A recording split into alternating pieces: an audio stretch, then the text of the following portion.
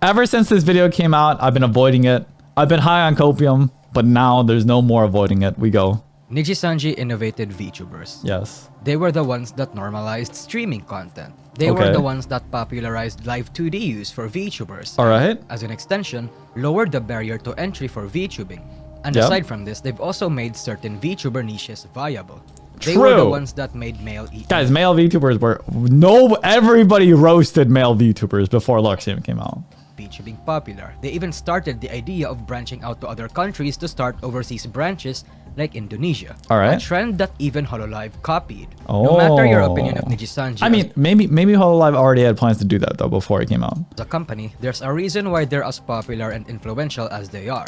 They have their own hiccups, but what company or industry doesn't? Aside from Hololive, Nijisanji is one of the communities and companies. Bro, at almost every single big company, if you do enough digging into their history, they've got some shit that they have skeletons in their closet, I swear to God. In the VTuber world where other VTubers and smaller agencies look up to and whose standards they imitate. True. There's literally like so many indie VTubers that I know look up to, like have some kind of idol in Niji that they like look up to and inspire them. The ecosystem of the VTuber industry right now, and like any other entrepreneurial ecosystem, there are two ways to go about finding general success. The first way is to do things differently. Yes. To help you stand out in a sea of semi-generic tropes and cultivating a fan base that also seeks change. Sure. And the second way is to copy what the big boys are doing. People like to try new flavors, and there's nothing wrong with that. Pining on the chance to attract a portion of the fans from the mainstream and utilizing your own twist. Sometimes it may even be plausible. He said you could do things differently or you could do this thing the same, which means everything. Isn't that everything? Okay, I'll play the video. To outright leech from them. From a business point of view, these two are valid and are proven and tested to actually work. True. One of them has a moral issue, but it's undeniable that it still brings in views and money. Well, it's because the viewers like it, which is why, like, it's like you copying another like recipe. Like if people like chocolate ice cream, okay, no one's gonna blame a new ice cream company for making chocolate ice cream, okay, because people like it. It's not just copying, okay, it's giving people what they want. The success of the two big forces in the VTuber industry right now, Nijisanji and Hololive, are proof of this because they evolved in the industry by doing these two routes. Hololive grew by basically doing what Kizuna Ai was doing, but with an idol twist. Before also doing what Nijisanji was doing with their own idol twist again. They made online idols and VTubers interlinked. Well, you yoink, and then you put your own culture and your own memes and your own culture, like your own flavors into it, all right? And then you kind of make it your own. But you take something you know people will kind of enjoy already. With one another, creating a unique culture that a lot of VTubers in the world right now try to imitate. There you go. However, Nijisanji grew by doing something different. Instead of doing what Kizuna Ai and the rest were doing, they opted to go 2D, and in doing so, revolutionized VTubing as a whole. Popularizing live 2D as the main medium for showing your avatars. And I did not realize that. Because now that I think about it, Kizuna Ai was like a full-on 3D. They had a full white room, right? And that was like, I mean, Kizuna Ai like blew up on the entire internet and like changed internet culture forever, right? And now that I think about it, now all the VTubers are 2D. And now 2D is the norm. I didn't know that Niji was the ones that did that. Lowering the barrier to entry for everyone that wants to become a VTuber. True. And because they were innovators in this regard, it was them that became the mainstream VTuber agency in Japan. It's these two different paths of growing that often also determines the strengths and weaknesses. Bro, this footage of these old streams is so laggy. It's like 10 FPS. The culture of the company or community. Nijisanji and Hololive are fundamentally different companies with different strengths and weaknesses. And often, the strength of one is the weakness of the other. Is that a zombie? But because these two agencies are fundamentally different, they also have their own flaws that are inherent and unique in their own community and culture. Consequences of the decisions they made and the direction they chose to go. Hololive has... I mean, you can't help it. Like, eventually, you just kind of develop your own, like, your own culture within your own little group, right? It's like having a friend group, you know? Eventually, you have your own inside jokes. And it's just a consequence of hanging out together, right? And creating things together. Problems unique to them. And I'll be making a video about that's similar to this one soon enough. V Shoujo has also problems unique to them too, which I've already covered in the past, but it's a video I actually want to remake because I feel like I've really only glossed over the surface of the company's issues in that video. And of course, Nijisanji also has its own unique problems. Problems which in 2023 has become not a femboy. Not inside jokes until everybody knows Roy's femboy, but I'm not a femboy. More apparent to a lot of people. Zion. So in this video, I'm not going to tell you about the history of the company, nor am I going to list the many controversies that surrounded Nijisanji in the beginning of 2023. No, in this video, we are going to be talking about the absolute state of Nijisanji. The absolute state of Niji. Which is, I mean, the general sentiment is not so great right now. A year ago, 2 years ago, well, okay, like a year and a half ago, 2 years ago, Niji was popping, dude. Everyone was talking about it. Everybody was looking up to him. Nowadays, it's kind of like people don't even want to mention Niji anymore. Now, I know I said I wasn't going to talk about Nijisanji's history. It's a gorilla. But I will have to briefly mention a portion of it. It's Japanese moist critical. To give you some context on how and why they became the way they are now. Okay. First founded in mid-2017, Ichikara, the parent company of Nijisanji, was supposed to be just your everyday tech and app development company. But in early 2018, they had a certain project that they wanted to push and advertise. And that was to be their live 2D face tracking app. And the people that were supposed to show off the capabilities of their tech were none other than the 8 people of Nijisanji's first generation. Oh, that's cool. But before I tell you how this debut went, let me remind you of that era's norms. See, at the time, 3D and pre-recorded content was the VTuber industry's norm. And like most innovations, going differently was somewhat ridiculed. They had faced ridicule and doubts during it still kind of is, you know. This time for embracing 2D. But with the curious few surprised by the VTubers' rather fun personalities and the novelty of the concept, the first gen was off to a great start. Instead of playing a video game pre-recorded, they were going on live, and their content were primarily just talking streams, giving them a more personal, relatable, and parasocial aspect to their content in stark contrast to every other VTuber. However, one among the first talents shown brighter than the others, the godmother of Nijisanji herself, the industry breaker, and the complete fucking weirdo, Tsukino Mito. Now, these VTubers, particularly Mito, exploded in popularity, so much so that only 3 months after her debut, she had already broken 100k subs. The outcome was obvious for Ichikara the moment the livers got that popular. It was a success. An overwhelming massive one, even. And that, in turn, told them one other thing. That they needed to take advantage of that lightning in a bottle. And they would do so, as 1 month later after the first gen's debut, they smelled money, dude, and they pounced all over it. They launched an audition call and released a second wave. 2 months later, their Gamers Wave arrived. Then, Nijisanji Seed. And a month after that, Voice. And another month after that, another wave. Every month, dude! Every month another wave! Holy frick, man! It's the Niji strategy. But this time expanding their sites overseas with Nijisanji Taipei Shanghai. It doesn't stop here because they expand further and faster. But at this point, you should be able to get an idea of expands further and faster. what they were doing. Nijisanji was expanding fast. Too fast, some critics might say. They were essentially people still say that. They still say, people have been saying that every single year, every month, every time there's a new wave of Niji. Adding their VTuber company with a lot of members. But they were trying to be varied while going about it. A smart business decision too, because you'd have as many talents try to fill up as many niches, and thus try to acquire as much market share as you can while also creating and fostering new sorts of communities that'll come to like your product. Nijisanji went about this expansion pretty smart. They weren't just blanket firing to see what sticks, they were actually targeting niches. The first 2 generations were focused on Zatsudans and shitposts. Seed was its own branch for a kayfabe-focused endeavor. Nijisanji Gamers were well, this is a really popular technique. Like, people will choose like a particular niche, right? Maybe like an anime trope, right? And then they'll develop like a VTuber based on that trope, right? Because then it appeals to people that like that trope and that type of character, right? Focused on, well, gaming. Voice, which actually imploded within a month of its inception due to internal problems, were all male and made to target female viewers. Males! Taipei Shanghai was a smart way to expand to overseas markets because the label dodged political conflicts in the 2 regions. They even created the Virtual Talent Academy. Who?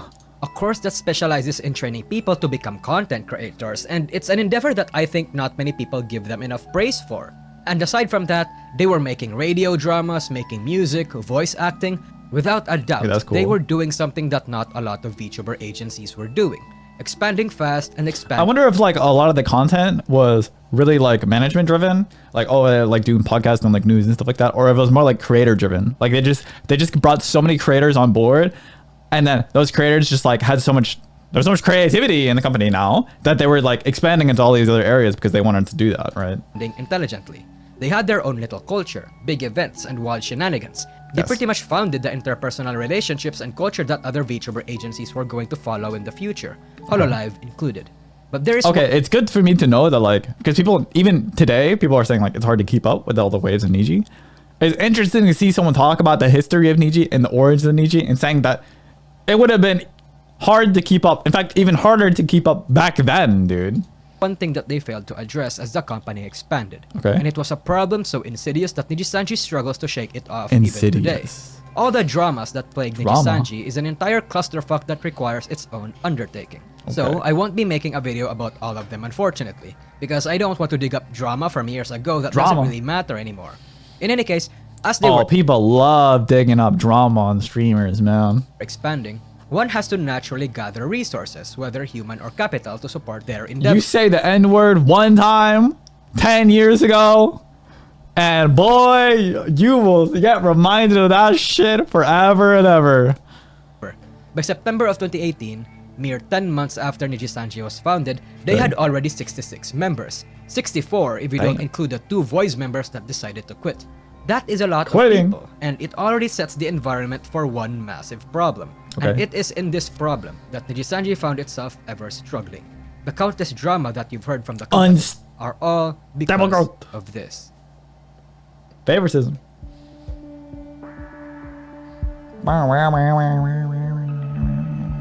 Management. One of a content creator. Oh, dude, I have dogged on the management so much, dude. Or celebrities' best friends. It allows for individuals to be able to enjoy their careers and leave the boring, technical, and tedious business stuff to someone who has studied and was trained to be able to handle it. And as a VTuber agency, hello. Is the bare minimum managers. Damn. One can give to a VTuber so that they can just focus on content creation. T-Chong. It allows for second opinions, plots a direction for your content. They use the T from T-Mobile. Basically, it makes your life a whole lot easier. They take care of the talents while also enforcing the interests and guidelines of the company. Nijisanji has over 200 VTubers, and back in 2018, they had around 100. And as one can probably imagine, managing that many VTubers is going to prove a bit difficult. Yes. And this difficulty breeds one problem that's not exclusive. Because they're getting more creators, skilled creators, than they can get skilled managers, right? Because like there's not that many managers that are experienced with content creation and content creators specifically, and VTubers even more specifically, right? To Nijisanji, but one that they've become very notorious for, and one that was actually very rampant during their earlier years. Veterans may have heard or seen some of Nijisanji's old management horror stories. A lot of Nijisanji livers basically ranted, complained, and saying that the company's management was garbage and that they didn't do anything. The Nijisanji resistance was literally built. Bro, they still say that. They still say that, bro. They still be telling horror stories about the management getting in the way of them. For this endeavor, a way for the talents to voice problems and issues with the company. Problems like acquiring copyright, the collab restrictions on C that got them treated as if they weren't even part of the same company. Yamiyono Maruru's tweets implying the terrible things she suffered under the company. Nijisanji India and its management's collapse. The absolute state of Nijisanji Korea's management, with entire allegations of manager-encouraged harassments, favoritism, bullying, and all sorts of terrible things that I cannot go into detail. And while I can pick apart these individual dramas and tell you the factors that led to it, they all have a common theme. Hey, some things don't change, baby. Theme is that the management was pretty bad or was almost non-existent. This is a natural result of the company's decisions. They had an offhand style of managing and essentially stretched themselves and their resources too thin. HQ's management was already pretty tough, but it was way worse when they gave the responsibility to other branch managers, especially in the VTubing niche, a field so new nobody quite understood how to make it work yet. Quality control. How do you hand off a bunch of management responsibilities to people that don't know how to manage the VTubers, right? Is something like it's so new, you know what I mean? Like, how would they know? Who would you have hired that could know how to manage an entire branch of VTubers for an entire country?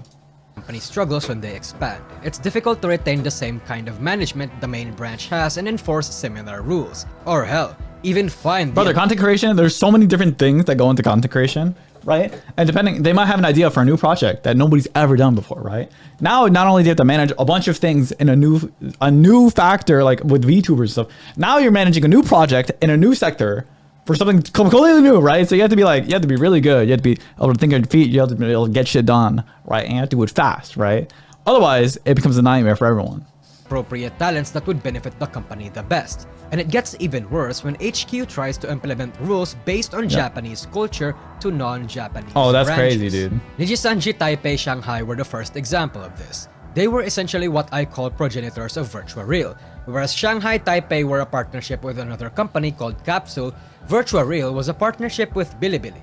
Shanghai Taipei walked so Virtual Real could run. Okay. But this doesn't just end on Shanghai Taipei because Ichikara decided to launch an Indian branch in 2020, whose management did the bare minimum for and whom they rebranded to NIjisanji EN, only to revert it back to NIjisanji India. That's crazy. So they can start over with their EN branch. No one saw that one coming. Hello?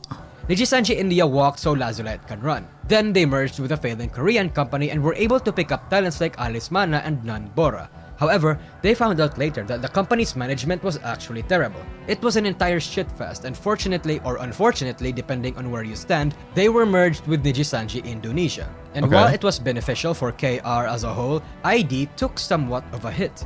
It was a bit hard to swallow, especially for the Indonesian fans, because it essentially now there's so many talents that they're all forced to like compete with each other, and some of them are getting hurt because of it. Like that sucks, bro.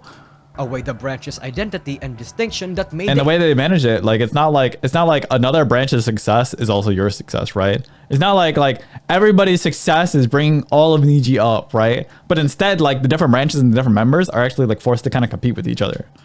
Indonesian livers different and unique. There might be a thesis you can extract from all these instances, and that is the fact that Ichikara is not afraid to graduate members, disband groups, and tear down entire branches. They don't care, dude. They're like, another month, new way, baby. Let's go. Replace them. New flavor of ice cream. Let's go. They are not afraid of sweeping their VTubers' careers under the rug when they deem it necessary and when they're not profitable. Nijisanji likes to experiment with new projects, and if it succeeds, they stick with it. If it fails, they throw it on the dumpster, spit on it, and light it on fire. There's a certain coldness there, and I think that's a good thing business-wise. It's good for any business to be able to make cold. I mean, it's definitely good to an extent, right? Like if something's not making you money or something like that, and you give it a chance, you try new things, and it's just not working out. Eventually, you gotta cut it out, right? Decisions in order to thrive. But when you're in an industry where you are making fans care about your product in this deep, emotional, and parasocial way, you cultivate a community that's not going to be understanding of your decisions. It's kind of counterproductive, actually, when you think about it. I know I said earlier that Nijisanji was targeting niches in a smart way. But when they ran out of ideas and niches to target specifically, they just started debuting talents willy-nilly to land at least one hit. However, as a whole, the model they're just shotgunning VTubers, dude. It's crazy. Works from a money-making perspective. Nijisanji didn't build their culture or their community to make it so that you'll watch everyone in the company, unlike HoloLive. They want you to watch only the people you like. True. Looking at it from a macro point of view, it is a decent business strategy. It's in line with their variety content appeal. They want new livers fast for a possibility of one of them exploding. But they also want new livers so the company can rack up as many watch hours as possible, which in turn will give them more money and IP to profit from. They aren't losing any significant revenue because this business model makes it so that they can only win financially. Like it or not, it works, people. In fact, even if it hurts the reputation a little bit in the short term, they're making a lot more money in the long term, right? And in the short term, right?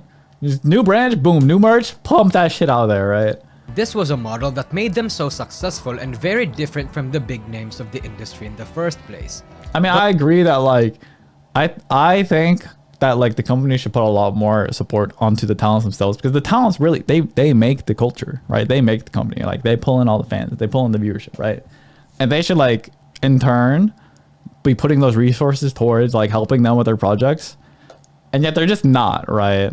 But just because this was a model that worked for Nijisanji HQ due to their established presence in Japan doesn't mean that it's gonna work everywhere. And it just really hurts that like a lot of their audience, a lot of like their customers for Niji, right? They're invested in Niji because they're invested into the livers that they really like, right? And when the livers that they really like get the short end of the stick and get some bad management or something unfortunate happens to them because of whatever going on in the business, right? That in turn turns into a lot of bad faith and a lot of like, it leaves a really bad taste in people's mouths, right?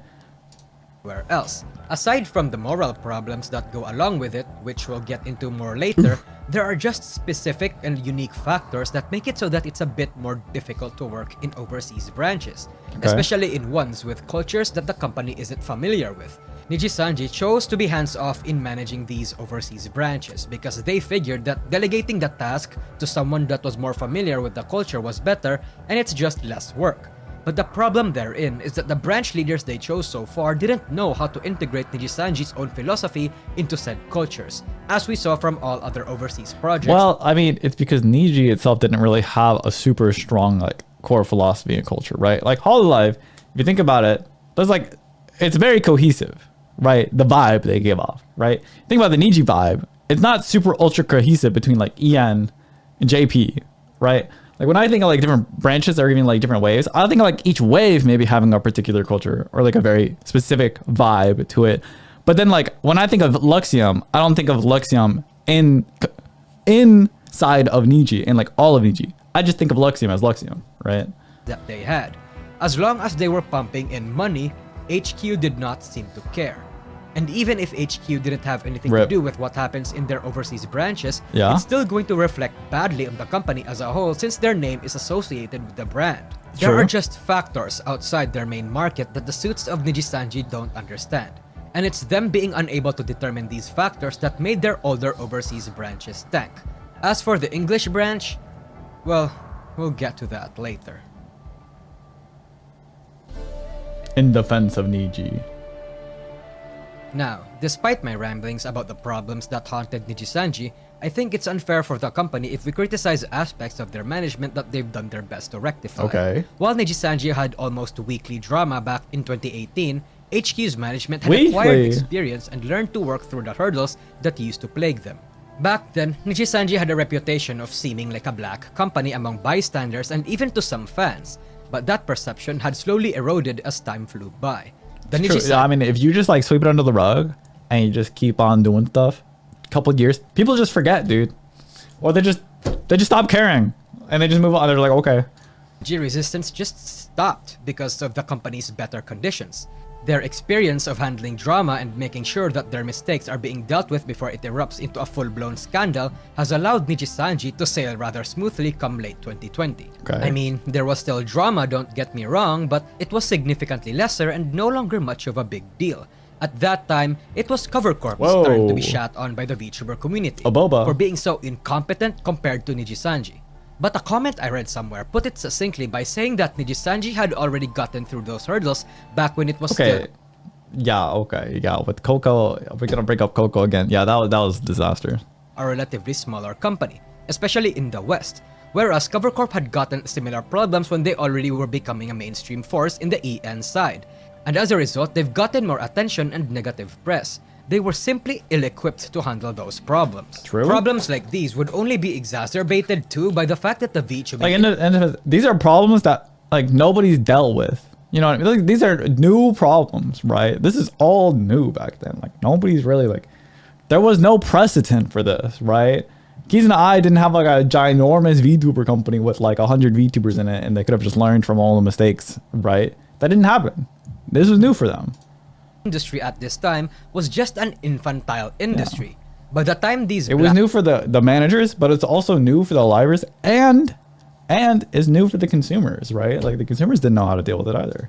Company-esque dramas happened in Nijisanji. The industry was only 3 years old. And sometimes they just get upset and then everybody starts bickering and fighting with each other because there's not really a really strong sense of direction, right?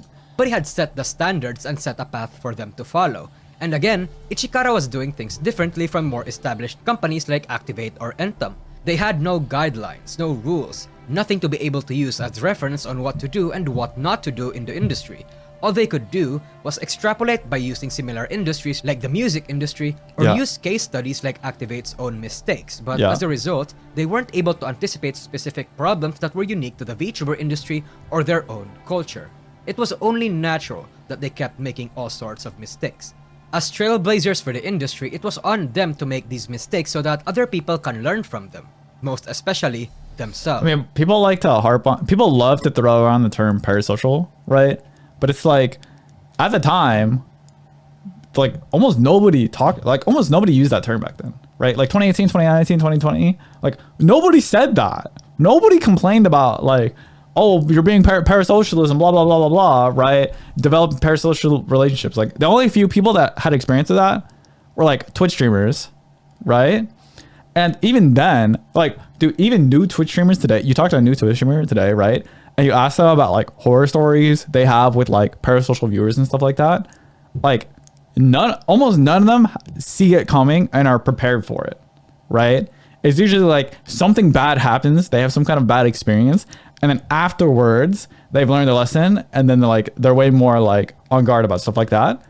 But like nobody really has a really strong grasp on that and how to deal with those kind of problems at the start, because nobody talked about this stuff back then, right? Even today, like most people don't understand fully, right? And so it's just like a problem that is just like endemic to this specific like genre, right? I think this is a perspective nobody gives that much thought of, but one I think is quite significant in explaining Ichikara, Cover Corp, and even older VTuber companies like Activate's past drama. Hell, right now NIjisanji is starting to slow down its rapid-fire launches. True. At least in EN.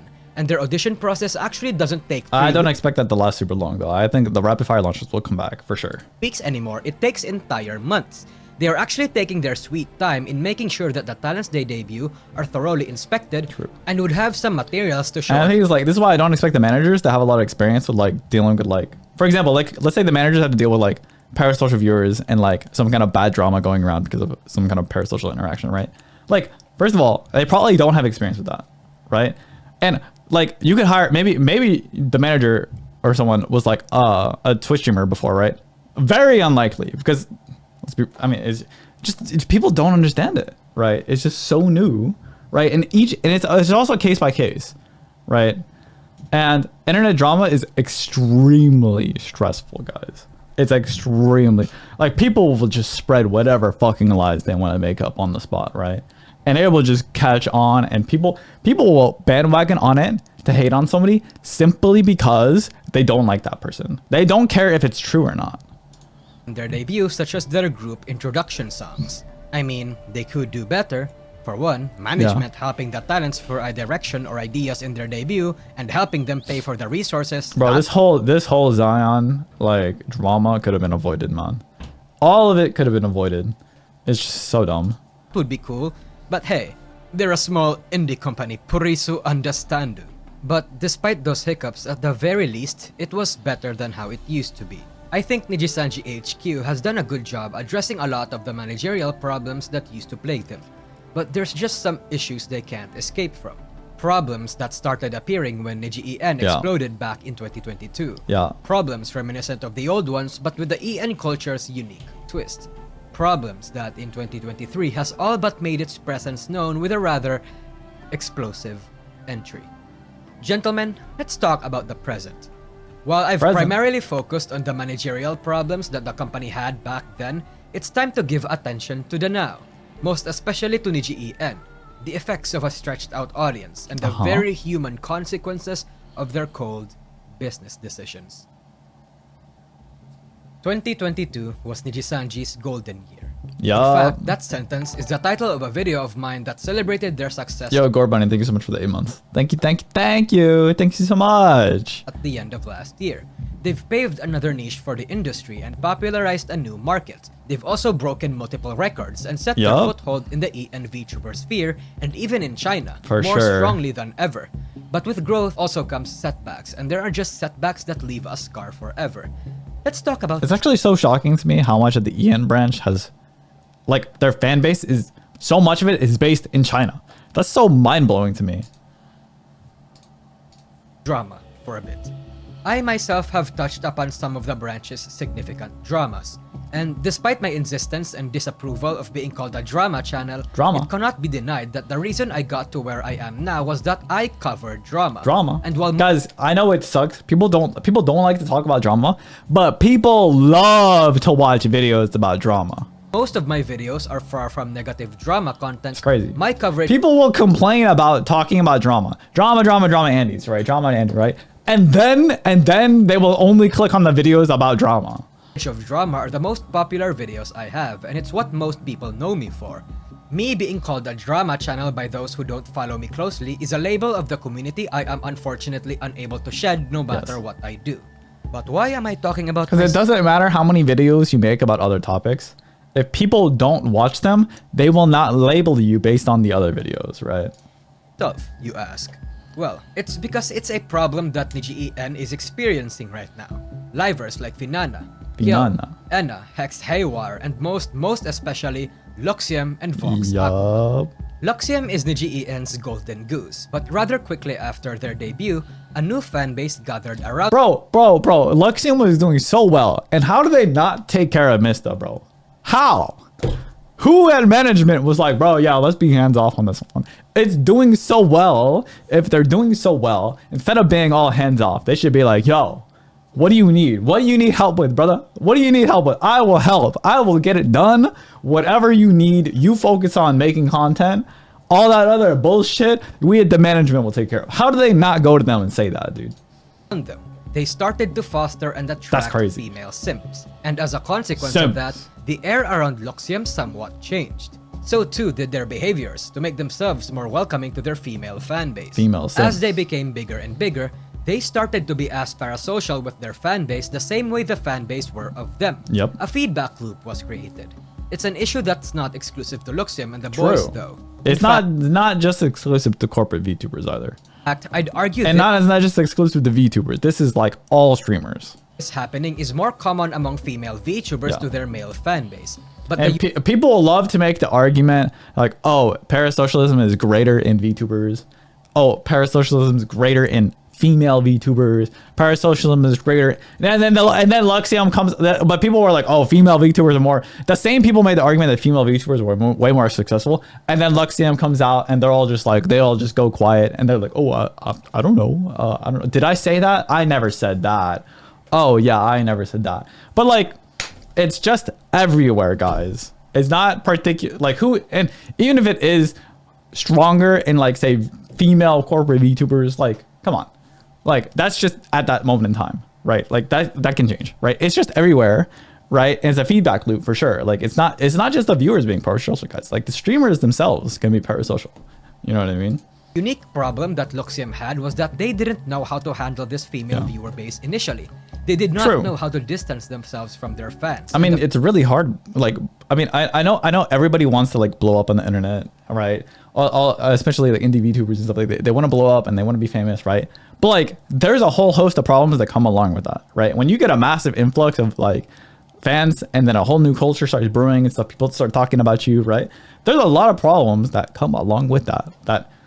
I mean, obviously, if you're dreaming about blowing up, like you probably have not blown up. And if you have not blown up, then you're not gonna have experience with dealing with those problems, right? And there's so few people on the planet that have experience with that and can be your like senpai and advise you and give you and like help you through that, right? And those few people that are out there, they're all busy as fuck. So good luck getting them on the phone. Fanbase knew not how to distance themselves from them either. Hell, even Noctix suffered from this problem despite their attempt at not being as parasocial as Luxiem. True. After all, this was an entirely new demographic that not many big VTubers in the past had any experience of catering to. Yeah. That, and the fact that their female fanbase were tossing a They're shit ton of crazy, bro! Holy frick. At them. At that point, it becomes hard to deny your fanbase on what they want. True. The attention, the money, the clout. Couple that with imposter syndrome and other mental issues that the boys had, and it's pretty difficult to not lean on that fanbase. The point is that there were a lot of factors that made it difficult for Luxiem to start drawing lines against their fans. It's fair to say that they were even scared of doing it. in fear of the volatility of the fan base they cultivated, or in fear of losing the momentum they were gaining. It definitely took a while to like have things kind of calm down for them, right? They had to set a bunch of boundaries multiple times, right? I know like Shoto, who would collab with Vox a lot, still continually to this day has to set boundaries with people who come into like his chat, and they're just like, where's Vox? Why aren't you playing with Vox? You know what I mean? So it's not just them, it spills over to people that they spend time with too, right? So like they're dealing with problems with the fan base, and the fan base is going out and like into other chats, other comment sections and stuff like that on Twitter. And now like all of their friends are also doing like that, right? It spreads like wildfire, and it's ultra stressful, right? But also these people are throwing gazillions of dollars in there. And also the same like massive culture and like spread that is causing the problem is also the cause of the success, right? So it's just like, it is so stressful. For the branch, perhaps a bit of both. This was most especially true for Vox, who actually doubled down on his fans. But when death threats were sent against his dear friend Reimu, a happening which she had zero responsibility for, like that. Like, why is Reimu catching strays, bro? She didn't do anything, right? I remember she was doing, what was it? Vox was doing a ASMR stream, I think, and then Reimu like, there was like a noise in the background or something like that. And I was Reimu. Right, it was like something dumb, right? And she was catching so much flack for this, right? From like Vox stands, right? And it's like, brother, guys. I thought it was like the Niji EN family strong, like Niji EN together, right? Niji EN love, and then you have things like this happening, right? Vox finally found the courage to tell his fan base off. However, he still proceeded to cater to that fan base and create roleplay ASMR. And it's like, yes, you can ask them to stop. But like, they won't stop. I'm telling you.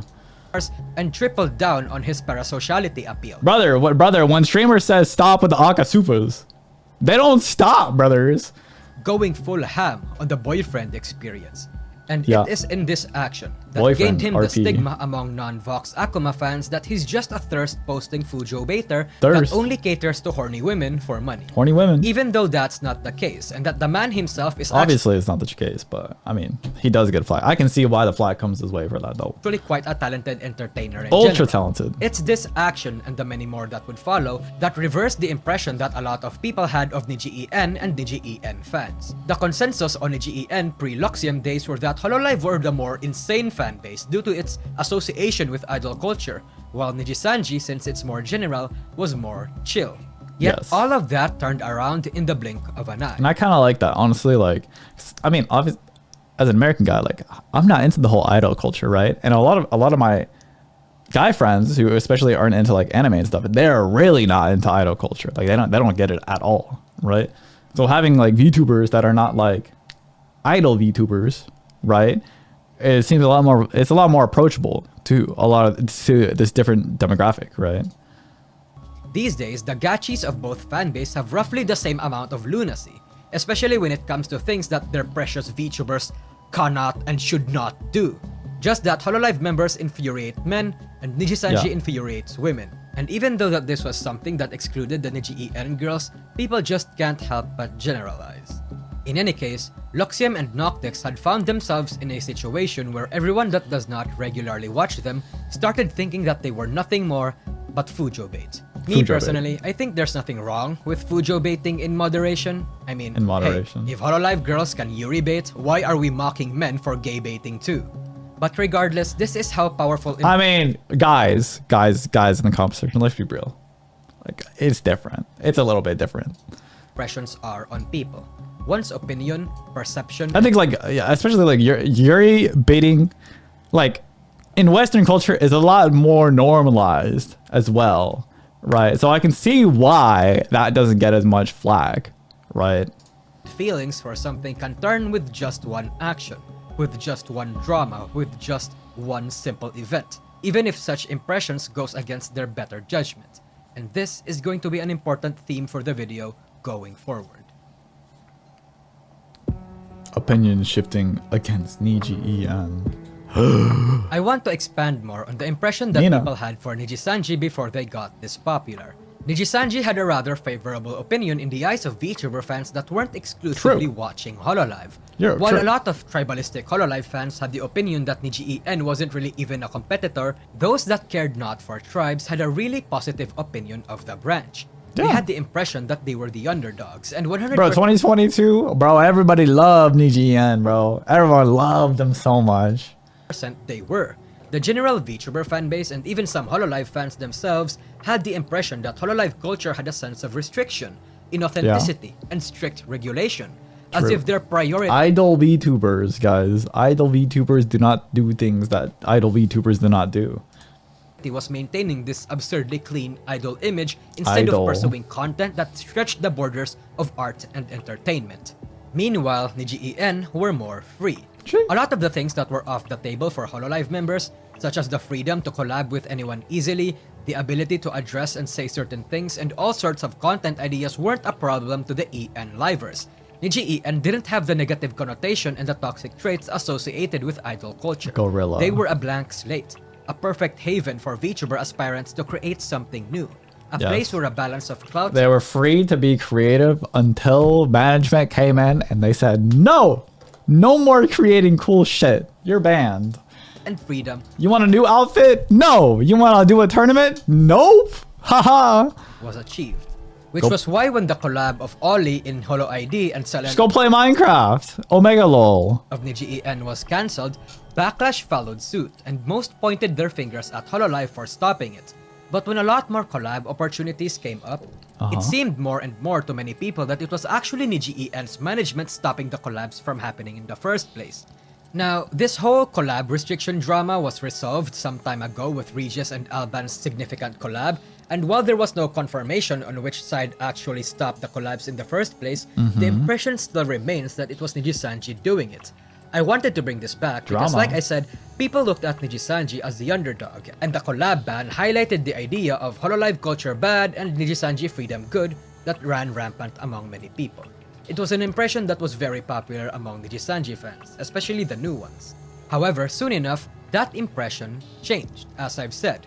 It seemed more apparent to many people that it's not that Nijisanji had more freedom, it was just that management was severely lacking. Take for example, the Milli-Secret GC drama, where other Nijisanji members were pretending to be 4chaners and exposed themselves to the public that 4chan lives rent-free in their heads. After it got quite some backlash and Milli addressed and reaffirmed that it was supposed to be a joke, some people didn't see it as a joke because acknowledging trolls and antis even in a satirical setting would only embolden them. Pomo and Mista distanced themselves from this due to the lack of communication and that it made them uncomfortable.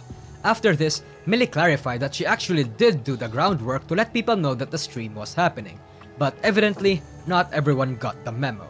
After that, Milli was unable to stream for a week, and it was speculated that she was actually stealth suspended, and for— So it's not even her fault, really? quite some time, this was supposed to be just speculation. But it was just recently confirmed that stealth suspensions were real and was put under the guise of a temporary— It's a temporary vacation for like a mental health vacation, whatever the frick they want to call it. break, which reflects bad on the company if that was truly the case. True, but I'm pretty sure HoloLive does this too. Of what happened to Milli. Stealth suspensions make it so that no official announcement of any EN livers are going to be 100% trustworthy anymore. People are going to have to— And when you lose trust in your fan base, then there's a lot of negative bad juju. There's a lot of bad feelings and speculation that goes around. And usually when speculation goes around and they stop trusting you, they start assuming that you did bad things, right? And that's not good. Question every mental health break or similar forms of disappearances from the livers now. This agency just showed that they have absolutely zero transparency. And it doesn't help when people like make one little mishap and they get a call from management, and then the next day, whoops, bye guys, can't stream for 5 days. It's like, I wonder what happened there. And aren't honest at all. And back to the Milli drama. This kind of stream idea is the kind of thing that managers should— I mean, suspending someone from streaming too is such a dumb idea too. Like, it's like, you know, like getting suspended in school, right? Like, does anybody actually think that's a good idea? They realize people that are actually bad students in school don't want to come to school. So them getting suspended, okay, it's not a punishment to anybody, right? And like Niji livers going live, they're going to work, bro. They're making money for their company and stuff, right? And like, and when they get suspended, okay, like, hello? What? It just doesn't make sense to me, right? It doesn't make sense. It just doesn't, like. Watching out for, and somehow they did not. Instead, if her being stealth suspended after this whole thing was real, why suspend her? Well, yes, it was kind of a short-sighted thing for Millie to come up with. This was mostly management's fault for letting it fly. They let it happen. It is management's job to monitor their ideas. Hello? Or at the very least, ensures that the stream goes smoothly. Where's the manager suspension? Hello, guys? Doko? Maybe if they did that. Maybe if they did that instead, right, and punished the manager who was in charge and let the bad idea happen, okay, maybe the fans would actually be like, oh, wow, congrats, that's a good idea, right? Like now we'll have less bad ideas in the future. Like, oh, the manager's suspended and we're giving them training for blah, blah, blah, blah, blah, to teach them to be a better manager. Okay, all right, okay, good idea. Good job, Niji. Instead, they suspend the liver. Who thought that was a good idea? That at the very least, there was some semblance of communication with everyone else. These people failed in their obligation to watch over what the hell their talents were doing, and they're punishing the talents for their own negligence. Like what? If one's management style is hands-off... Manager does bad job, so then manager punishes the people that they failed. It makes no sense. Make sure that those under you can coordinate. It makes no sense. Communicate. This is largely what happened with like the Zaya incident, right? This is largely what Zion was complaining about. But with a roster as large as Nijisanji EN, such a thing may not be so easy. You can have talent freedom, sure. You can have a hands-off approach, sure, but make sure that you're managing the talents when it matters. Putting specific restrictions, despite its bad connotation among many VTuber fans, isn't necessarily a bad thing. They are there to protect the talents and the company. But for some reason, Nijisanji's restrictions were placed on very asinine things that actually don't matter. No one cares. Like banning handcam streams for a time, them not allowed. No, like what? Like, hello? Oh, what? To play their own genmates' songs or even talk to a manager that's not the one assigned to them. Hell, they don't even want Silent Tatsuki to reward her own fanbase Dude, this is so dumb. This was so dumb. Monetarily in her own competition. Like I said, very dumb and very stupid restrictions. The thing about VTuber companies in an industry that requires greater... Selen did so much for the boys. They did so much for Niji-an. And then, you know what they do to reward her? They just punish her for dumb shit. Standing in order to garner public trust is that restrictions are all but inevitable as they grow. Now that they are big and... Like, she tries to do a give away prize money for her viewers and artists that did stuff for her, right? And Niji's like, you're getting punished for that. Like, no, it makes Niji look good. It makes the fans happy. Why are we upset about that? Mainstream, and they've experienced their fair share of controversies too. The words and... It's like the managers they come off as so inexperienced and out of touch. Like, they don't understand anything about the fan base or what the livers go through. It makes no sense. Of their talents hold more weight now more than ever. And it's 100%, it's not transparent at all. Like, nobody, it's like, what? Like, huh? Like, I'd like to see a Niji EN manager going and doing their own, and getting their own live 2D and doing a live stream and seeing how it feels, okay? Because of that, I think the company has to think about their reputation and restrict certain things. Whether Niji EN's management learned from these yabs is something we've yet to see, because it doesn't seem like they learned anything at all. That being said, there's also one other problem that the management has been very blatant about, and one that many fans take issue with. Ladies and gentlemen, let's talk about favoritism. It seems like every time something goes wrong, they punish the wrong person for it. Favoritism. Here's the thing about Nijisanji's waves and units. They want to help these groups stand out on their own 2 feet and be something far beyond just members of Nijisanji. Yeah. When people see Nornis or Crow Noir, They don't want people thinking of Nijisanji. They want them to be their own independent thing. The same principle applies to Luxiem. When people hear the word Luxiem, they want them to be more than just the male VTuber group under Nijisanji. They want them to be beyond that, and while making as much money as possible. With the popularity that Luxiem has garnered, demand skyrocketed, and their popularity actually poured over to other talents as well. It is undeniable that Luxiem was the reason why everyone in the branch started to get some kind of traction in the first place. A rising tide lifts all boats, after all. People wanted more, and they were willing to pay for it. If Vox's Super Chat revenue a month after his debut said anything, it was that this new is crazy, bros. Fanbase was something else. However, this new fanbase also primarily only wanted the boys. And Nijisanji was all too happy to give them what they want. As more and more merch, events, and all kinds of company-sponsored rewards Luxiem received, it started to feel as if other members, aside from those who orbited the boys, were getting left behind. Luxiem was only a few months old, and they started having more merch variety than literally every single member that preceded them. Not just merch variety, but more merch releases too. Management really only half-assedly implemented new products for non-Luxiem. Bro, they smelled that money. Niji smelled that money, dude, and they were like, now! We're selling that shit now, dude. Take advantage of these people. Just because fans couldn't stop complaining about it. Jeez. And hell, often the merch was so uninspired, low quality, and lazy, people would literally throw shit at the company. And the boys got like a 0% cut out of it, dude. They got like a 1%, like a nothing percent cut. For blatantly trying to siphon as many cheap easy bucks as they possibly could. They believed that any objectively... They were like, this shit is viral, this shit is popping, so we're making money now, dude. Long-term reputation, don't care. Money now, dude. Merch item they put up on their store was still going to sell really well. It was an absolute disrespect for the audience's money and intelligence. Yes. However, and how do you think the boys feel knowing that their company and they are advertising merch that they themselves feel is not worth their fans' money? How do you think that makes them feel, man? Unfortunately, they had a good reason to disrespect the audience's money and intelligence, because the piss poor quality merch that Nijisanji made still sold really well. This whole cheap and piss poor merch issue is one that'll persist until it stops being profitable. In fact, the company doesn't even see it as an issue. Guys, if you incentivize bad behavior, if you buy bad merch, they will keep making bad merch. I know. It sounds really revolutionary idea, all right? But that's how it is. They see it as an exploit.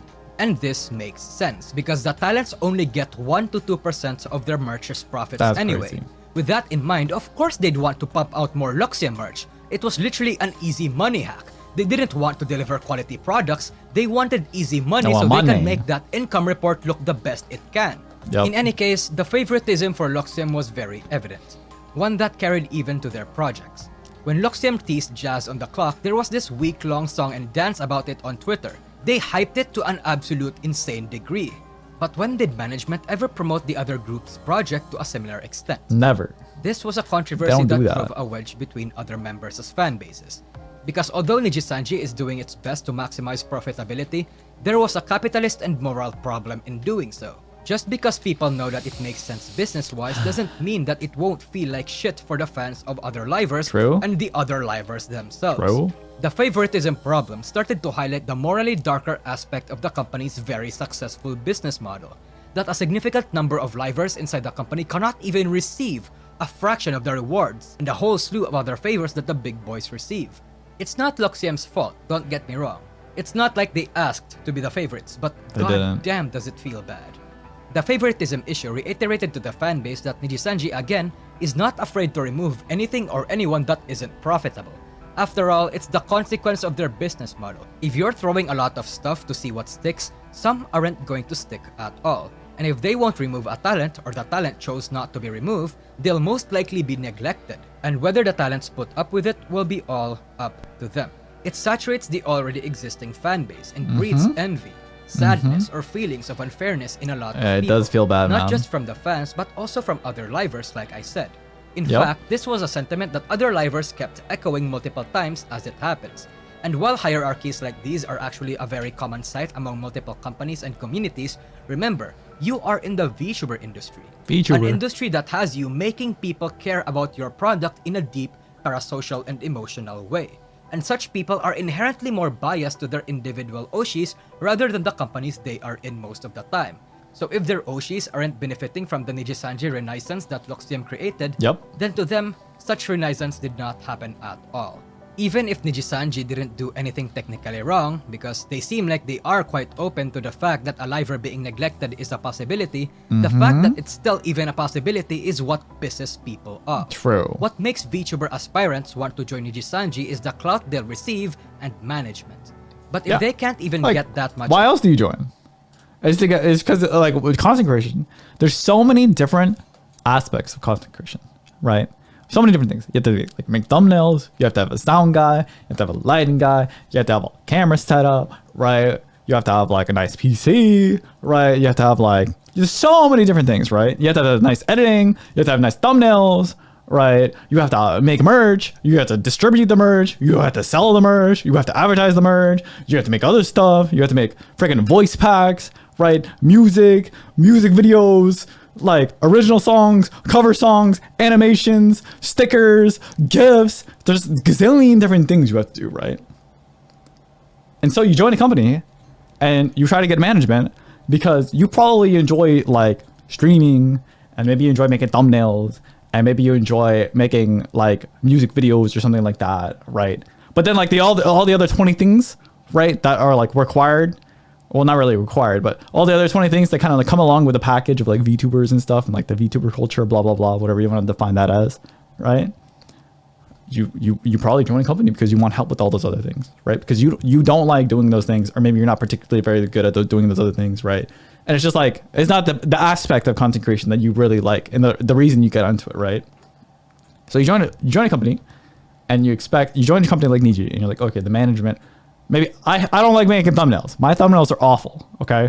So maybe if I join Niji, I'd be like, okay, if I join Niji, I would expect like a manager or want to like hire someone that can like do the thumbnails for me. Right. Or I can work together with to do thumbnails with. Right. And it's like, and then these people join Niji. Right. And then the management doesn't help them with any of that. In fact, it hurts them. It makes it harder for them to do that stuff. Right. And then they go see some other branch popping off like Luxiem. And then they see them getting all the help and like them making all the merch and like pumping out their stuff. Right. And how do you think that makes them feel? It makes them feel terrible. Right. And then they have a whole bunch of negative feelings and envy towards like other livers and other branches. Right. Attention due to the saturation and possible neglect they'll experience. It sucks. Then what's the point? If they can't even get good management, then why join in the first place? Just quit at that point, right? Like some of them have. Is it still worth it being in Nijisanji anymore? I mean, I imagine it's still worth it to a lot of people. True. A small amount of clout is better than no. I mean, it must be. I mean, there's a reason why a lot of the libraries are still there, right? I mean, sure, some of them are unhappy and they left, but a lot of the libraries, like, they're still in EG, like they still love it there, right? They still have those feelings, right? And it's just like there's problems. Clout, some management is better than no management, but with the state of the branch at this point, it's hard not to feel like you got cheated. Sold a dream that wasn't as grand or profitable as the company or its fans made it to be. And in that case, people are going to have to remove the rose-tinted view of what it means to join Nijisanji. Because really, perhaps it's not as great as what most people think it is. Yeah. And I think this is a huge part of what... Well, I mean, all for 2022, it was like giga hyped up. It was basically like you get into Niji and like all your dreams come true, right? And now it's 2023 comes around and they're like, okay, that was a bit copium. Made people turn their backs on Nijisanji. People are starting to notice the problems that the branch has. They're waking up to the company's profit-driven goals. Like, what even happened with Yugo? Can someone explain to me what happened with Yugo? And its underlying I don't understand. Problem. From all the yabs, from the actions of its talents, from the consequences of management's exploitations, Nijisanji's magic is dying. Again, people may understand that the business model works or that the favoritism is a natural consequence of the fact that they want to make as much... I mean, to an extent, like, you can only be viral and pop off for so long consecutively, right? Like, there's a reason why things like come and go, right? Like, trends kind of like, sometimes they're trending and sometimes they're not, right? And maybe they'll come back later, Maybe not, right? Now there. I'm not gonna say that Niji is dying out because it's just a trend and it's fading out, right? But there's certainly a lot of things that could have done better. There's still a lot of things that can still do better, right? But also to an extent, like you can't expect every single branch to pop off Luxiem, be on the face, like get a bunch of sponsors, collab with everybody, and just like be super famous, like right off the get-go. You can't just expect that, right? Money as possible, but just because it works for the Yugo was just fired, but why though? Like I don't get it. Company, just because it's profitable doesn't mean it feels right. Like I said, there's a moral problem here, and it doesn't seem like management. A lot of disagreements with management, and it had to do with one gender. That's so dumb. It's so dumb. It's the freaking management, man. You know what? After hearing all the nice things I heard about VShojo and stuff like that, if Yusan joins VShojo, I would, that would be a really interesting thing to see. I would definitely follow that. Gives a shit on what people say.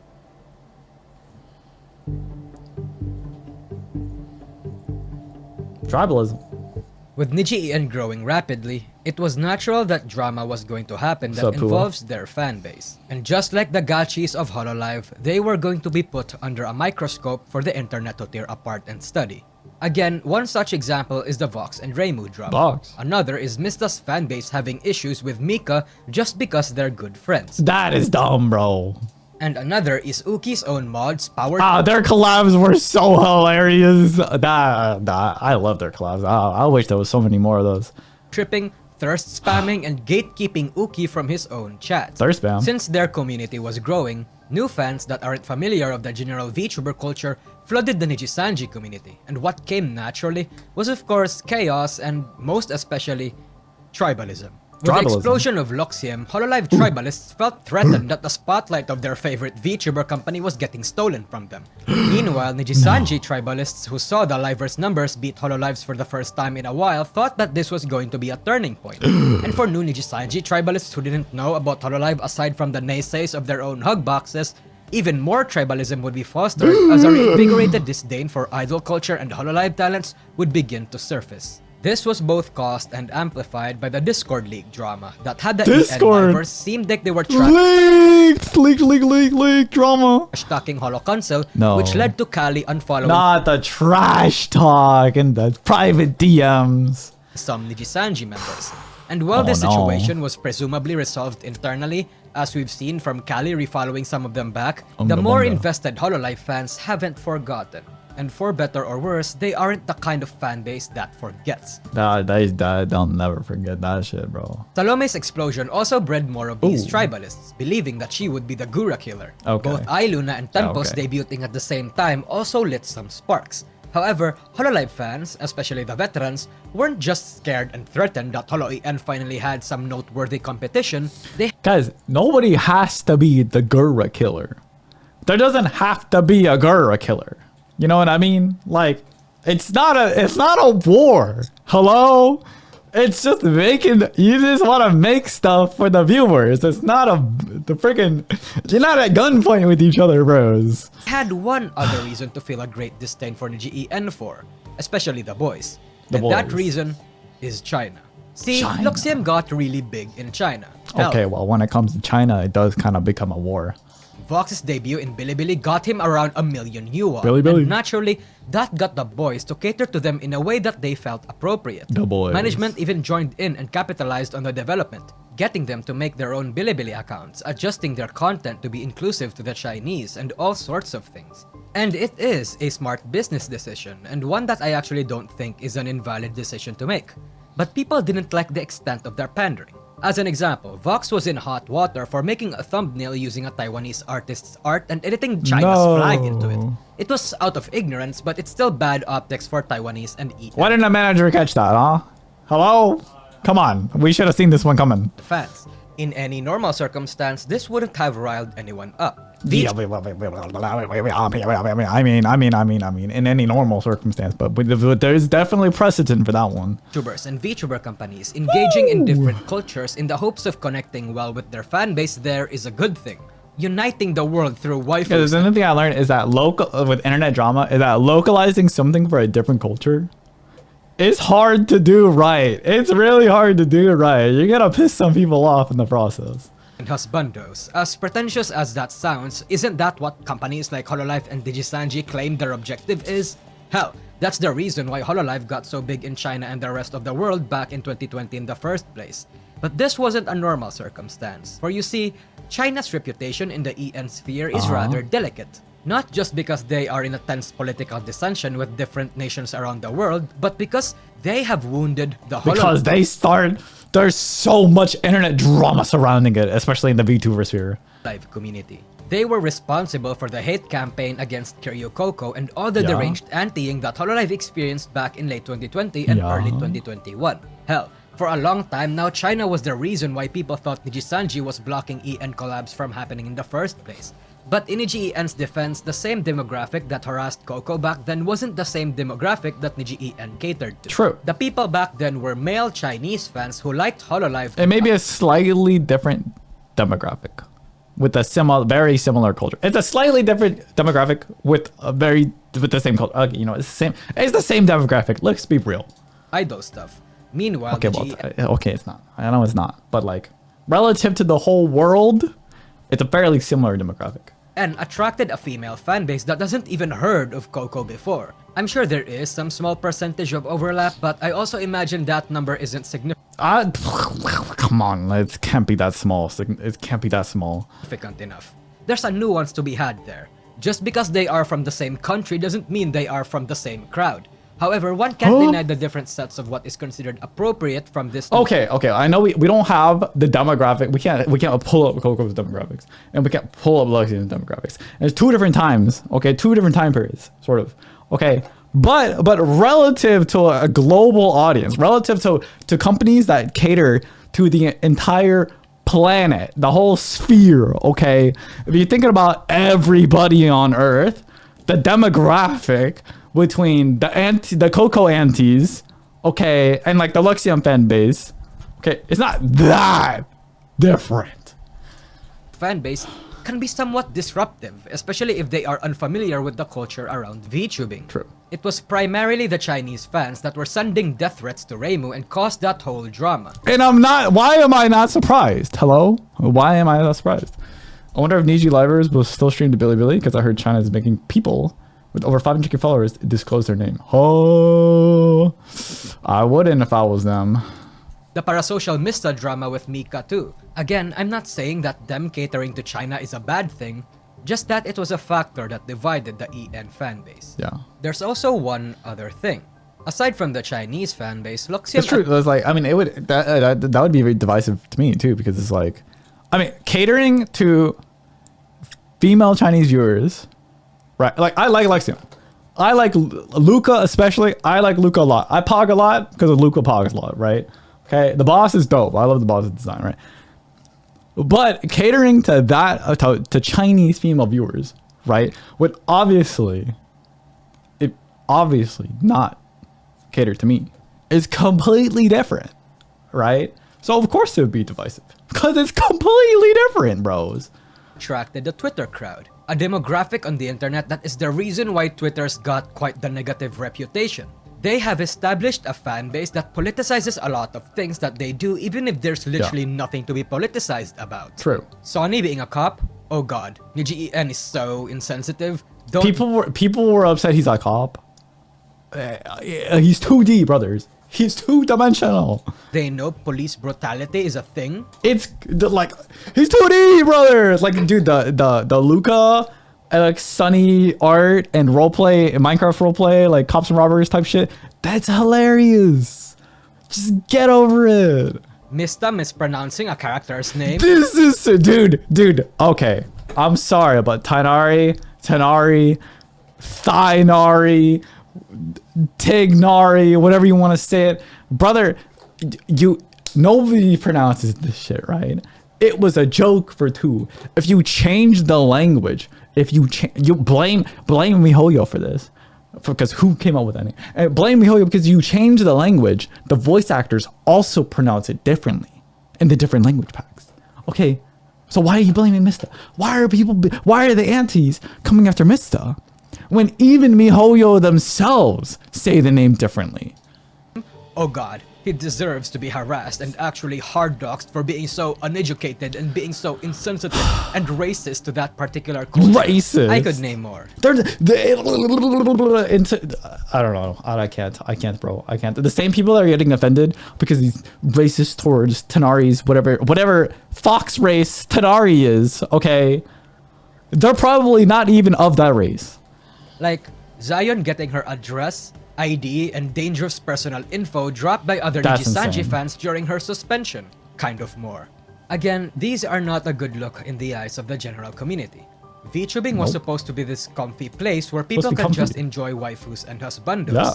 Escapism is one of VTubing's main appeal. The just chatting section, the Zatsu streams, turned into addressing the drama streams every single week, brothers. Like, what? And this small but loud portion of the GEN's fanbase disrupted that space. What? This is a key reason in the disdain against Nijisanji fans, with people being given the impression that they'll rile things up and associate simple actions with a culture war or politics even if it's just a big fat nothing burger. It is similar to the behaviors of Hololive fans when they subconsciously hold their talents to follow in the idol culture and not interact with men or whatever. That's but crazy. Instead of idol culture shit, Niji EN has to deal with parasocial and political shit. In that aspect, while the reasoning for both fan bases are different, their behavior is roughly the same. Again, the Niji EN fans that were part of this discussion were seen to be different and more reasonable than the unhinged idol fans of Hololive. But with all these little reactions and controversies idol culture is a whole nother game, guys. That's going on, was that really true anymore? Of course, I recognize that all of these fans are just a small, very vocal minority.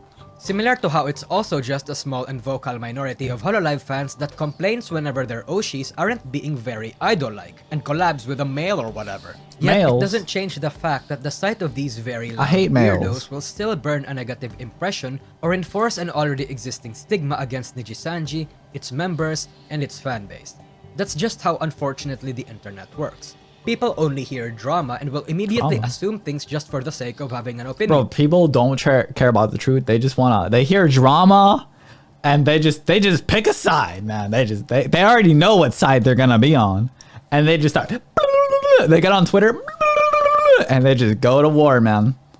And usually, people assume the worst. Yep. But with VTubing exploding further in 2022 and having its own set of content creators around VTubers, word of all these drama reached far and wide. And you have a lot of people to thank for that. Including me, actually. True. I damn well know how you guys want your drama fresh. I guess it's including me too now. My fault. My bad, guys. My bad. Drama Andy. From the oven. You absolute bastards. Sorry. That's not the kind of food that I serve.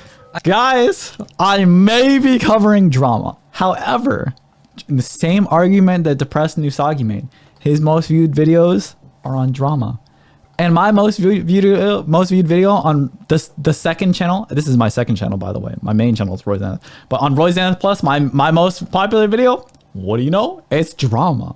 Oh my goodness, my most viewed video is drama, and now I'm covering more drama. I'm sorry, but this is what the people want. I cover my drama from a more autopsical and specific sense. Okay. Only talking about it once the drama is over and deconstructing it from there. But fear not, because there are notorious individuals that are essentially the newsman of these happenings. Yes. Reporting such events as it occurs. Drama fresh from the oven. Oh, just hell like yeah. how you people want. There's so many of them. Oh, there is one of them. These are the loudest mouthpieces of the community's yabs and There's occurrences. And whether you think they are leaders or not, they actually have their own space in the community. Show me Rev. However, because of the inherent nature of these types of content affecting these agencies' reputation. Bro, if there's a Twitter war going down, these guys got a new video on it that day, baby. That day is out. Negatively, these agencies would rather them be silent about their yabs, wouldn't they? So Nousagi, you know what they did? Oh, I mean, Niji and abusing their management powers. They had to do one thing. Rabbit, I hear you ask. Here it comes. What did they do to make sure that they preserve or even improve their reputation among the community through these newstubers? Did they do something wild and cool? Surely they've never heard of the Streisand effect before. That these tubers would report about it and praise them? Did they fix some of their problems substantially to make it so that these tubers would actually be able to notice and make a video about it or something? Nope. Well, how about abusing the copyright system and silencing them? Fucking obviously, that's the best way to rectify the reputation. Oh, they said something bad about Niji? Just silence them. Just copyright strike them, Omega lol. Okay, for you guys, if you don't know what the Streisand effect is, okay, the Streisand effect, there's a history to it. But basically, if you try to silence something, it makes it more talked about and more popular. If you tell people not to talk about it, and you try to take it down off the internet, more and more people will start talking about it. That's what the Streisand effect is. Damage that the company has already accrued over the months. There you go. So when people are talking about the bad reputation of Niji, and then Niji tries to take those videos down, then more and more people start talking about the bad reputation of Niji. And now that Niji's trying to take down a video, and everybody on YouTube knows if you try to take down a video, that's like a big no-no on YouTube. Like, you don't just copyright strike people just because you don't like what they talked about, okay? Because then you know what those people do is they then make a new video about how you copyright struck them.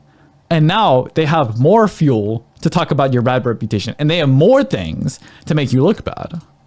Follow me, you disgusting drama-hungry degenerates. Let's go to the pig pen and play in the mud. Let's involve ourselves in some drama. You degenerate. You drama-hungry degenerate. Now for this segment, you're like an hour into this video. You degen, how dare you? Man, I felt like I wouldn't be doing it justice if I were to talk in behalf of the people that actually got targeted by the copyright strikes. So, I have one of them with me right now. Wow. One that, despite his controversial reputation, I think would provide some unique and personal insight into the situation. Kyo, take it away. Hey, Kyo. It's no real secret that most of Nijisanji's drama come from its abundance of talent and the problems that went along with it, whether that be managerial, financial, or reputational. And each of the dramas made them look worse day by day. The Zion termination statement that was worded with little grace and the subsequent details of it made the internal environment of the company seem bad. I'll admit, guys, I could not be asked to read that whole thing. But I watched like an hour about Zion talking about it. And it just made me really sad, that's all. Of Luxiem's members snarkily making fun of the AR concert's cancellation announcement. Oh my god, I'm talking about drama. Oh my goodness. Unfollow me, unsubscribe to the channel, stop commenting, dislike the video, tweet about it, tell your friends, share it so you can flame me, copyright strike it.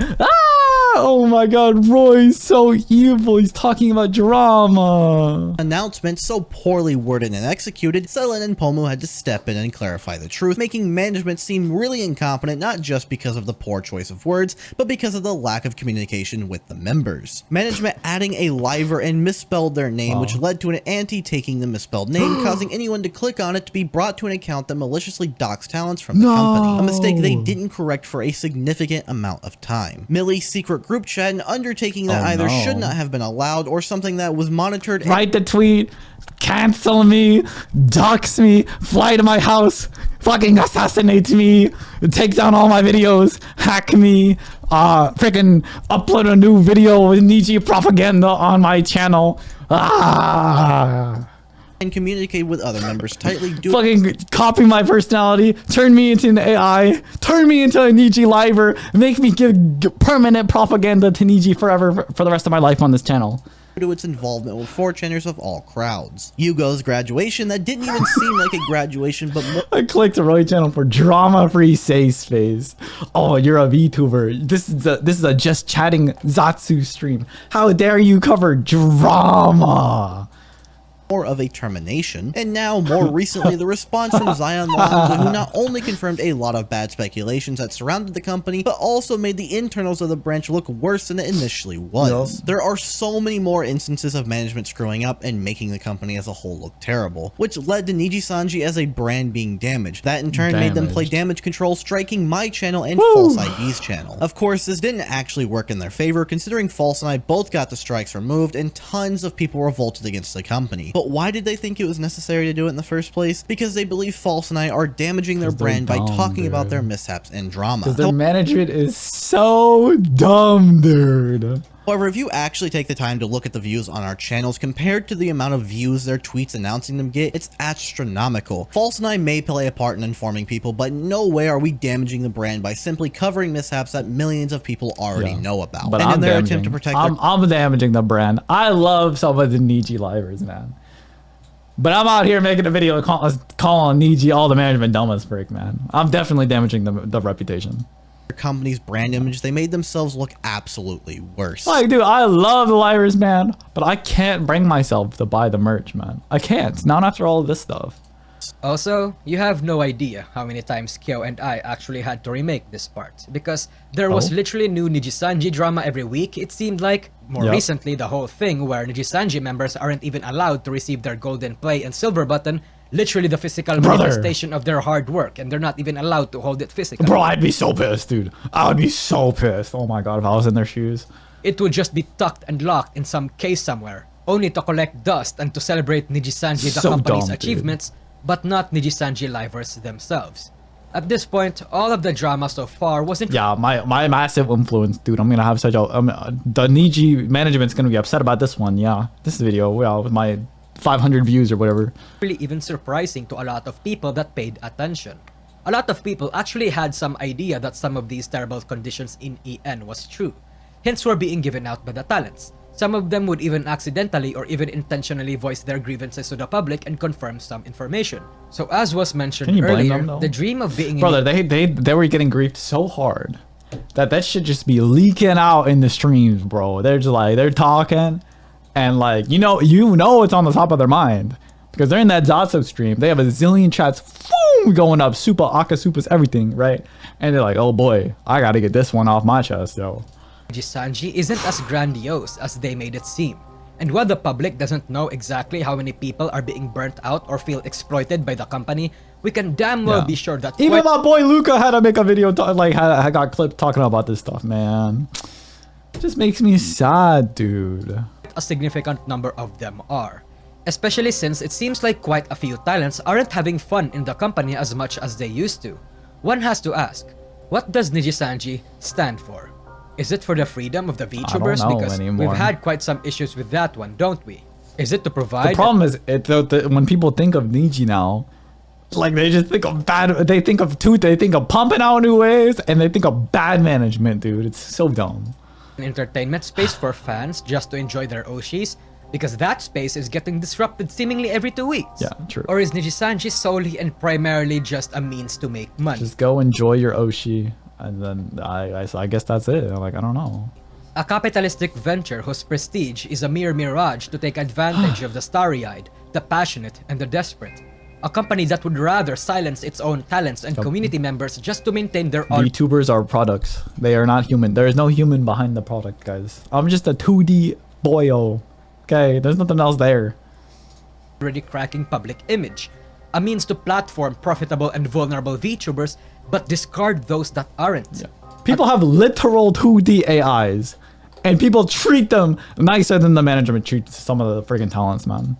At this point, one has to ask the question, what does the name Nijisanji mean to us? I'd like to end this video with critiques that aren't founded on the community. Just personal ones that a lot of people may disagree with, and you're all free to do so. It's personal. A lot of the Nijisanji VTubers, they don't feel like VTubers anymore. There's little of that magic of VTubing that I used to sense in them. And in terms of criticism... Alright, well, I'm gonna have to take this one off the fire. Take this one off the stove right now, okay? Because, like, in my opinion, I think, like, sure, it doesn't have the old, like, I mean, old, even though VTubing's only been around for, like, you know, 6, 7, 6, 5, 6, however you want to define it, years, right? I think changing the culture of VTubers is not a bad thing, right? I don't think if you're like, for example, if you're watching this and you want to be a VTuber, you're a new VTuber or something like that, like, you don't have to do things the way all the old VTubers did things, okay? You don't have to do things that way. And even if you don't have that kind of like, that sense of culture of how things have like traditionally been done with VTubers and stuff like that, like, you shouldn't let that like hold you back. You know what I mean? Why silence it? There are people looking out for the livers in Nijisanji. People that recognize the problems and want to voice their opinions in hopes of it being addressed. You can't just ignore them, especially if they're being harsh, 4chan offers very little constructive criticism, so don't look at 4chan. Why are they living rent-free in your heads? Look at the comments. Look at the community. True. It's hard to parse through what is. That's another thing. Is like, how are they so out of touch with the community? You know what I mean? Like, that's the main customer base. That's the people that they make things. They make products. They make content. They make the merch. They make everything for them, and they don't understand them at all. Considered genuine criticism and just a troll anti. Distinguishing what is considered inflammatory and harsh but fair will be difficult, but I think it's worth sifting through. Like, does the management even watch the streams? Do they watch? Do they read the chat? Do they go in the comment section? Do they only read drama Andes on Twitter and 4chan? It's so dumb. Doesn't have to agree with everything I said in this video. Some of what I said in this video you'll probably feel isn't valid, and that I just don't have enough context or know the exact happenings inside the company to make such criticism. After all, I'm just one guy that talks about random shit about VTubers. But I am also a NIjisanji fan. I am aware that a lot of my points might not be that strong or is too subjective, but I imagine a lot of the points and observations I made also hold water and make sense. And that to me is what matters. Hell, there might be good points and criticism that I failed to mention. This isn't to spark new controversy by bringing up old ones. I think we mentioned this is me wanting to talk about this little systematic problem that they have, even if I'm not. I just hope there isn't an absolute state of Niji part 2 a year from now, man. Not the one qualified to do it. There are issues here. Lots of them, even. And everyone, including the fans, know it. And while I recognize that there are just some issues that cannot be fixed or is too complicated to untangle, it's too deep. I just hope that the agency... Some of it's too deep, but a lot of it is just petty and stupid. And it just should not happen. Like, branch can do what it can. They don't have to change their business model or do a complete overhaul of their goals. But they do have to make the environment better around their talents and address issues like the lack of coordination, the selective enforcement of rules and favoritism, the disagreements between other members that leak out into the public because like that's another reason why people really don't like Twitch, is like some people just get banned for stupid reasons and other people don't. There's so much favoritism on the platform, right? Someone was too impulsive and couldn't stay in their lane. The control of information to make sure no more leaks happen. The lack of transparency, the sheer neglect, the lack of respect for the audience's money, time and intelligence, and many more. Again, I hope NIjisanji as a company, EN as a branch, and as a key force in the industry are going to improve. Perhaps NIji EN resistance might even be in order too. Because as of right now, even before the Zion dossier, the branch looks like a mess. I'm still going to support my favorite Niji EN and NIjisanji livers, and I will for the foreseeable future. But I don't think I can support the company or the branch as it is. And believe me, I think a lot of people are in this boat. Like they just want to like watch and hang out with their Oshi, hang out. But like when it comes to like buying merch and giving money to the company and stuff like that, like it just leaves a really bad taste in people's mouths. Have the same attitude towards even HoloLive under similar circumstances. Right now, this is the absolute state of NIjisanji, and whether it stays this way will be up to them. Hello, thank you for watching this video. It. I truly appreciate it. That's a good video. Feel free to comment and discuss about the video, whether you agree or disagree with really specific takes, or if you even agree at all. Here's a link in chat. A few days after this video releases, I'm going to hold a stream about... I'll put the link in chat if you guys want to come drop a like, drop a comment on that, all that stuff. So we can have a little discussion. So if you want to join, feel free to drop in, even if you're a NIjisanji fan that wants to defend them or want to support them, because we don't want that stream to be overwhelmingly negative, actually. That'd be good. So yeah, feel free to drop in, and again, thank you for watching this video. That's about it. That was a good video. That was a really good video. I'm a little sad I avoided it for so long. For me, as a former Niji fan, I'm blocking it. Right here. For me, as a former Niji fan for over a year, Niji is the case of I love the talents, despise the management for making the most brain dead, stupid decisions ever, man. It's so dumb, man. It's morbidly amusing that Niji is so hands-off with managing their talents. They're so hands-off until they're hands-on for the dumbest reasons. well, someone like Asta from Holostars has said he literally has 3 different people managing him for schedules. 3 people, events and planning separately. Where Cover actually paired Toa with a different manager when she didn't jive or when she didn't get along with the previous one. The difference in treatment quality is insane. It's staggering. It's insane. Man, even hearing about, like, I know like this information was not out there when this video came out, but seeing like Nina move over to Bishoujo and having her talk about the management on both companies like firsthand, it's miles different. It's just insane. It's like she goes up there and she wants to start a project in Bishoujo, and the management is just like, oh, okay, what do you need? We'll take care of it, right? Like they are taking resources out and they're solving problems for the talents, so that the talents could do what they do best, is creating stuff, right? And then at Niji, they're like, hey, I want to get I need to get these things done. Literally, Donald wall, dude. The management just, and then as soon as the talents need help with something, the management hands off. Okay, as soon as the talents try to get some shit done, right, and then something bad happens, okay, and it's the management's fault. The management is hands on and they punish the talents. It makes no sense. It's so brain dead.